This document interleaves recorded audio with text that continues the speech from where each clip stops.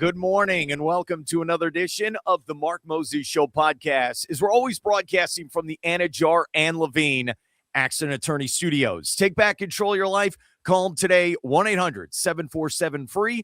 That's 1-800-747-3733. It's Anidjar and Levine Accident Attorneys. And joining you right now to recap what happened last night there at the Kia Center. This guy does a great job with the Orlando Magic. Radio, TV, he does it all. He's my great friend, Dante Marchteilli. Dante, how you doing today? I got to get one of those fancy opens. How do I get one of those fancy? That's pretty nice, Mark. You do. You've got to come legit like I do to the table. Yes, absolutely. I apologize. I'll be ready next time. I'll be ready. Hey, good to see you, man. Been a long time. It's good to catch up with you. Wish we were talking about a team that was headed to potentially a top 4 in the Eastern Conference, but it's been a challenging year, my friend, and they're going to – but, hey, got 23 games left. They'll put their head down, and they'll find a way to plow through. All right, let's start with this. I was at the game last night. I went there to see how good Detroit is. What'd you think? And I wanted to see how the Magic went against them, right? Coming off just that game against Houston, you were there in the building where they blow the 20-point lead. And look, Durant, Shepherd go crazy. I liked how they played. And then Detroit really showed their muscle. I know Paolo talked about the adjustments last night. Right. Dude, Detroit is a legit contender. They're an old school type team. They're one of those old bad boy type teams. They are. They beat you up. They punish you. And the Magic had no answer by the fourth quarter. I give all the credit to Detroit. What did you see last night? You know what they do, too, is they lure you into thinking that you have a chance. That's what they've been doing to these teams. They kind of play around with their food a little bit in the first half, and then they pour it on in the second half. That's what they've been doing. Now, all that being said, the Magic shot themselves in the foot. The Magic had every bit of a chance to win that game. They've beaten them once, right, already, so they know what it takes, but couldn't protect the basketball. And that's, Paolo's getting a lot of play on social media for talking about the adjustments and things like that. But the first thing that he said was, I turned it over too much. I can't turn it over 9 times. And then he said that again at the end. 19 turnovers were a killer, 9 from him. That can't happen. The other thing that can't happen is Jalen Suggs can't shoot 13 threes. You can't. If anyone on this team is going to take 13 threes, it has to be Desmond Bane, right? That's the guy that you get. I would love to see us try to find a way for him to get 13 threes. And you got to get something off the bench. You got 14 total points off the bench. Mo Wagner is going to get you a point a minute. That's about what he does, 9 points in 12 minutes. If anything, he should have played 20 minutes last night because he was the only guy that had anything going. But you get crushed in the paint, 66-32. You can look at every number, decidedly an advantage of the Detroit Pistons. But I think the thing that I take away, the Magic had a 7-point lead going into the half, right? The Magic had 31 points in the second quarter, 35 in the second half. The Pistons and championship teams do this, teams that can contend, because the Magic did it for years with Dwight Howard and before that with Shaq. When you are a championship team, you have another gear that you can get to. You have another level that you can get to, and you can pour it on. And that, to me, is what we saw last night. They picked up their defense even more in that second half, and the Magic couldn't handle it. Cade Cunningham had a quiet 30. I just want to say this. I saw him as a rookie play. And you look at this guy over the last couple of years ascend to that next level. He's one of the best players in the NBA. I know he's going to get MVP consideration. The Pistons have him, and the Magic don't. That was the difference last night to me. How about you, Dante? Well, it's a guy that you can speed up. And the problem is you can't, if you're the Magic, you can't double team Cade Cunningham because they've got so many other weapons. You've got to put a body on Jalen Duren. Jalen Duren has been a nightmare for Wendell. We just don't get the normal Wendell against the Pistons.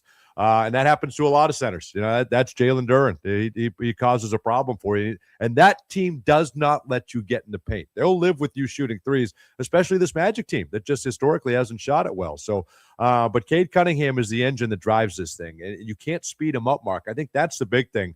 And he doesn't let you get away, right? The Magic had the Pistons started 1 of 18 from 3 in the first half. And couldn't pull away. So every time you try to get that lead to 10, to 12, to 14, it's Cade Cunningham's turn. And he does not. That's what Shai Gilgeous-Alexander does. That's what Nikola Jokic does. Those guys don't let you pull away and turn a 6-point lead into 14. They just don't let you do it. And that's a credit to him. And anytime it's close, he'll get you. He'll pad the cushion. He's a great defensive player, and the Magic just didn't have an answer for him. They get you 29 points and 11 assists. He's gotten at least 10 assists in all 3 matchups against the Magic this year. He's averaging over 30 a game against the Magic, second most for him against any opponent. We just have not had an answer for Cade Cunningham. And you're right, he'll get MVP consideration, and it'll go to Nikola Jokic this year. And it should, probably, because the numbers that he puts up. But you take Cade Cunningham off that Pistons team, what do you have? Right? I mean, that's a 22-win team. Now, let's say they have great players, but he makes it all work. And that's he is so valuable to that team. All right, one more giving the flowers to the Pistons. This is what I loved, and I want your thoughts on this, because you're there at every single game with the Magic. We're about 65 seconds into the game. It's 4-2. Bickerstaff challenges the play. Okay. I'm like, we haven't even sat down to start watching this game, and he's already challenging plays. I think what he did was Bickerstaff, he's like, I'm taking the crowd out of it. I'm going to challenge everything I got. I'm going to make this as boring as possible, and I'm going to take you out of the game. What do you think of all these challenges you see early in basketball games? The Magic did it. I think it was in Phoenix. We did it a minute and a half into the game, just like JB Bickerstaff did. So listen, I think he could sense, all right, it's 4-2. We're about to get the ball back. We got some momentum. Maybe we come hit a 3 and it's 7-2, but it's such a long way to go. I don't ever understand a challenge in the first couple minutes of the game. I don't understand a challenge in the first quarter. Unless you're down by 15 and a shot made at 18, you know what I mean? Unless you feel you're truly saving the game right here. But sometimes you have to protect your stars, and I think if your star is adamant that there was, that it's their basketball, sometimes you just roll with it. And listen, JB's done an unbelievable job with that Pistons team. They couldn't wait to get rid of him in Cleveland for some reason. All he did was get that team to the playoffs time and time again. Once was the best record in the Eastern Conference with the Cleveland Cavaliers, but he goes to Detroit and look what he's done. Look at the turnaround that Detroit has had under JB. So I think it's remarkable, and I'm with you. The challenges are doing a job on me altogether. We had an out-of-bounds challenge that I swear, Mark, you were there last night. I swear that thing took 10 minutes. 10 minutes. If you can't see clearly what it is, if you can't clearly overturn it, then leave it with how it's called. You can't go to, and they're wearing these headsets so that supposedly they can do that in Secaucus and just tell you on the fly. And we've not seen that yet. So there's a lot that still has to be cleaned up with those challenges. I'm going to give you an old reference. Are they Mr. Magoo? Can they see? Can they see anything? That took forever. That took forever. It kills the momentum of the game also when you take that much time. All right. Enough of the Pistons. Tristan da Silva, I thought, had a good game last night. Do you feel like this guy needs more minutes and he needs to play more for the Magic so they can succeed out there? Well, I think you'll get more time because you just with the injury to Franz Wagner. I think what we've got to see is Noah Penda. I think a physical game like that, that's a guy with size, with strength. I think we've got to. I think at some point you're going to see him the final 23 games. So that's a guy that could get some of those minutes from Tristan. But, J.I., for whatever reason, we're just not getting the same J.I. this year. He's only able to give you 9 minutes there last night. That last night was a game that I thought we'd see a lot more of J.I. just because how physical Detroit is. But Tristan, he's coming. He's had his ups and downs. He started so well at the start of the season. That's his best game since the middle of November, when you think about it scoring-wise, right? So 19 points. So, he had a good game, but he's solid. He doesn't hurt you. He doesn't make mistakes. Very rarely turns the basketball over. He can defend his tail off. He'll go in there and rebound. The kind of the offense comes and goes. There's nights where he just doesn't get a lot of shots, quite honestly, if other guys are shooting. And then there's nights like last night where you're looking for him because he's the only guy that can make a 3 for you. He's a guy that can step into a shot. He knocked down 3 of them, 8 of 13. So, if anything, he should have got more shots. That's the guy that should have got 13 threes. I think you have to have this team has to have more awareness of who has it going on a night offensively. Then maybe he's able to take advantage of Tobias Harris or whatever the matchup is, who's playing fantastic, by the way. Tobias Harris they tried to make him a scapegoat in Philadelphia, and shame on them. He's going to help them win playoff games. They're going to get to the Eastern Conference Finals at least, maybe the NBA Finals, and Tobias is going to play a big role in that. But I think you're pleasantly pleased and surprised with what Tristan da Silva's given you. There's a lot of times where he just hasn't had it, and then quite honestly, has been rough to watch.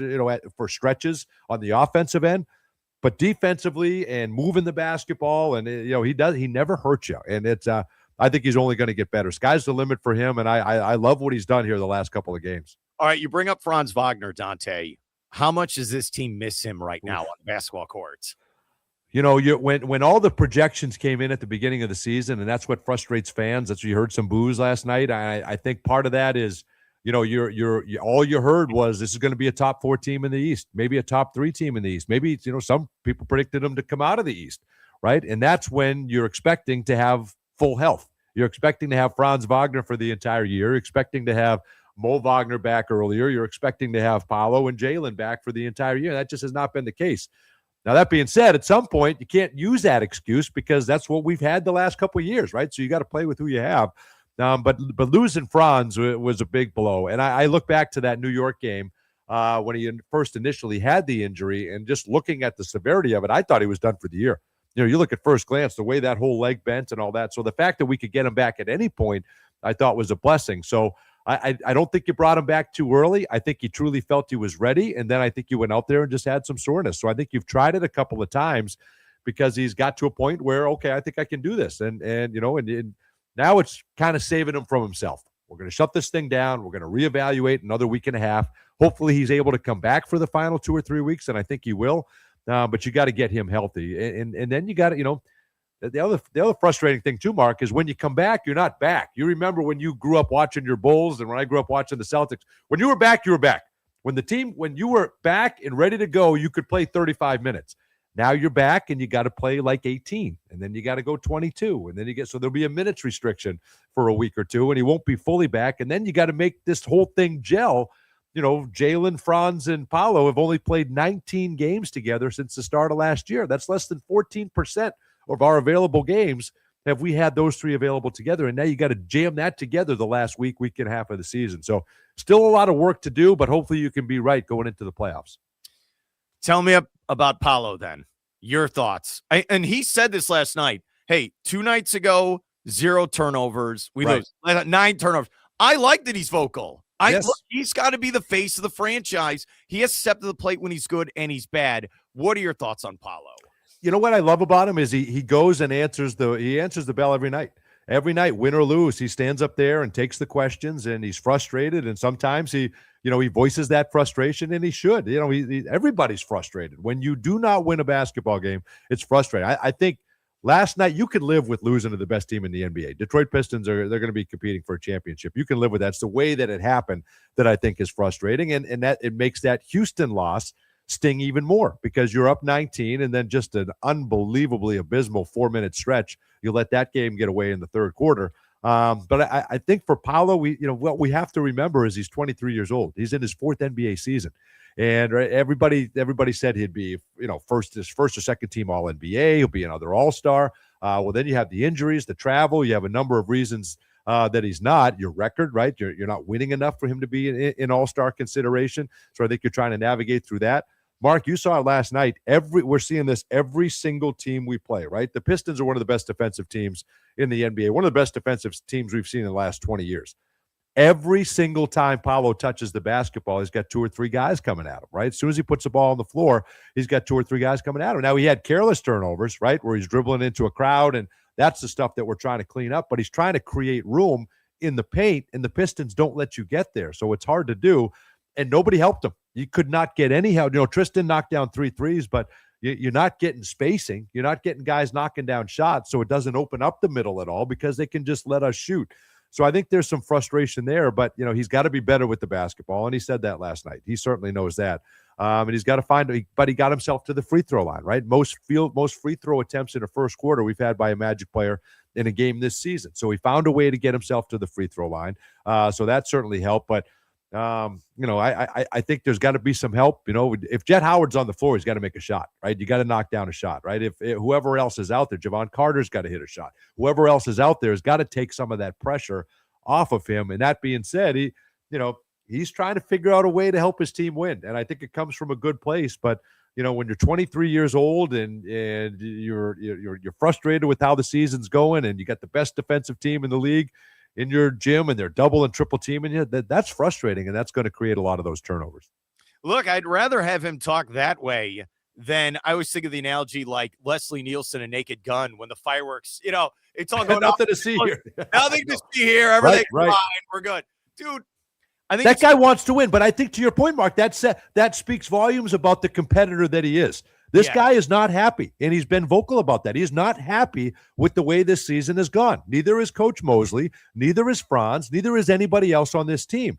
But the bottom line is you have not been healthy. You have not shot it well at times. You had stretches of games where you just haven't played well. You've had brutal third quarters that have cost you a number of games. And then you've had a lot of games where you're 1 or 2 shots away, from winning a basketball game. So, yes, it's caught up with him. He's in year 4. He wants to get out of the first round this year, right? Remarkably, they've made it to the playoffs twice, tracking that way for a third straight year. But this guy wants to be competing for championships like the rest of the players on this team. Great point, and I agree with you. And look, it's frustrating from the standpoint, you win those games in Los Angeles. You beat the Clippers, beat the Lakers, you fly all the way back. Here we go. And look, it's a long marathon of a season. It is. So before I let you go, who do we got coming up for the rest of the week then, buddy? Yeah, we've got 2 more games at home, and these are games. These are must-wins, Mark. I mean, you got 23 games left on the season. You're now a couple of games back of Philadelphia, who you've already lost the season series with, right? So the Magic, you're trying to fight off the Miami Heat, who are hot on your heels. Charlotte, Atlanta, they're making a big push. You want to avoid that play-in by any means necessary. So you've got Washington tomorrow, who's going to be in your building. You've split the season series so far. Like Washington only has 16 wins, but they beat you in D.C. earlier in the year. So you cannot let that game get away from you. And then you got Cooper Flagg and the Dallas Mavericks coming in your building on Thursday. That's another game you got to get. You have to get these next 2 games here at home. You got a lot of home games here in the month of March, so that's good. Then you take off on a tough back-to-back. You go to Minnesota on Saturday, afternoon game, right? That's a winnable game. You've played well in Minnesota.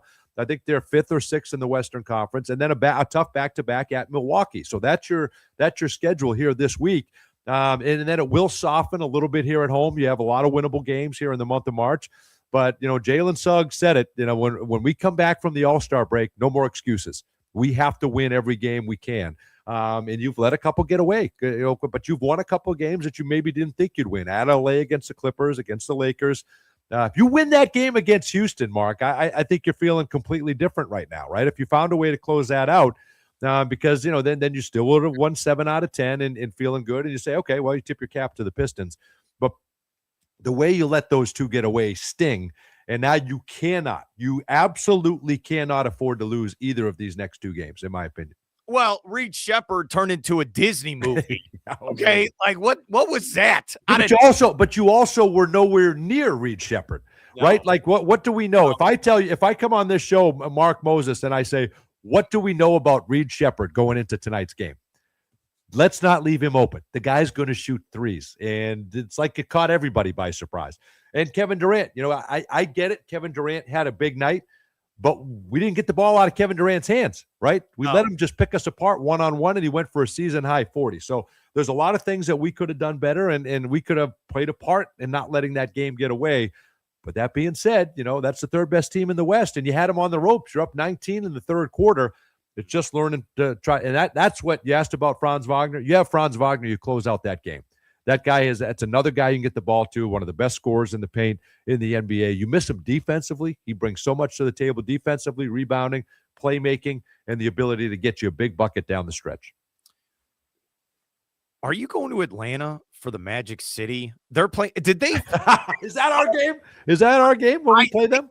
I think it might be. No, we don't. We do not have that. That is national TV, so we do not have that Atlanta game. But you should go. You should go, and then you can see the game, and you can see Magic City. Why not? I think you should do both. What? You approved of this? I think you should go up there. I know that caught me off guard, but hey, when they said it's an institution, right? 40 years, we're going to celebrate it. So, hey, whatever. Everybody can do whatever they want. I did find that pretty interesting. You're exactly right. I would pay top dollar to watch you host that night. You're there. You know what I mean? That's what it would be.